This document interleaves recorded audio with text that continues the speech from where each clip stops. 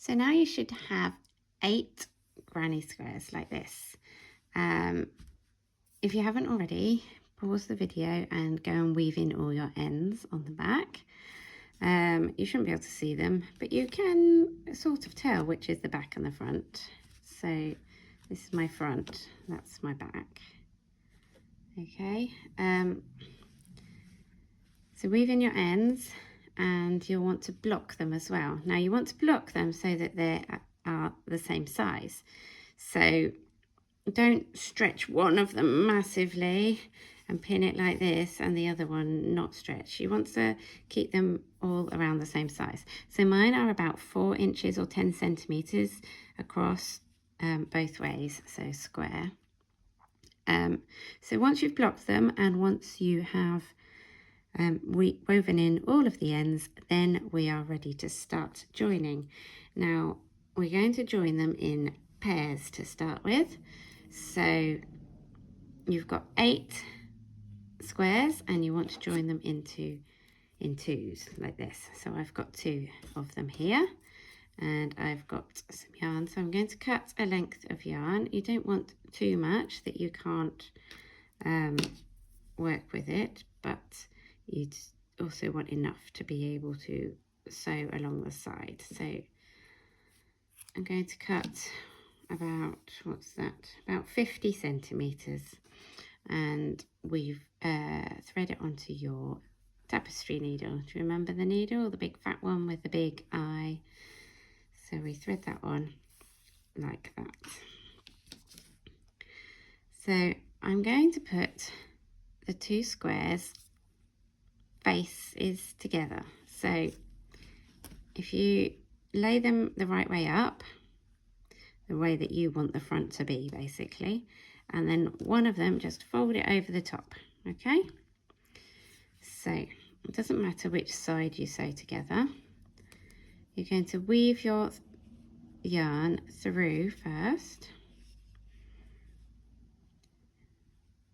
So start in the middle and weave it in and out just through one of your squares just to secure it,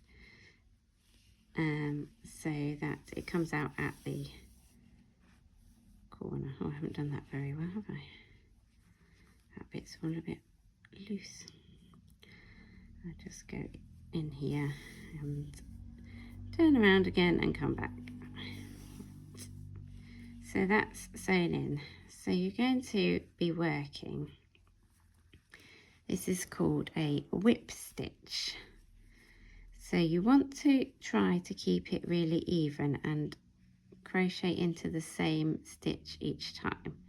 So what we're going to do is we're going to go into the first stitch of the corner and through the other piece, okay? And then you're always going to be working forwards away from you, and then the yarn will wrap over. So the best thing to try and do is, you can see the 2 loops on each stitch.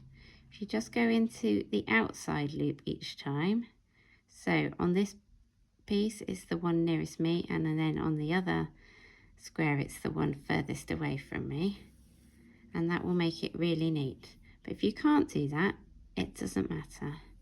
You see how I'm always working away and then the yarn pulls over like that. So we're going to keep going through and try to do it evenly, one into each of the stitches. And don't pull it super tight because it will pucker up. Just pull it tight enough to tighten, but not super tight. So I'm going into that front one first and then the back one.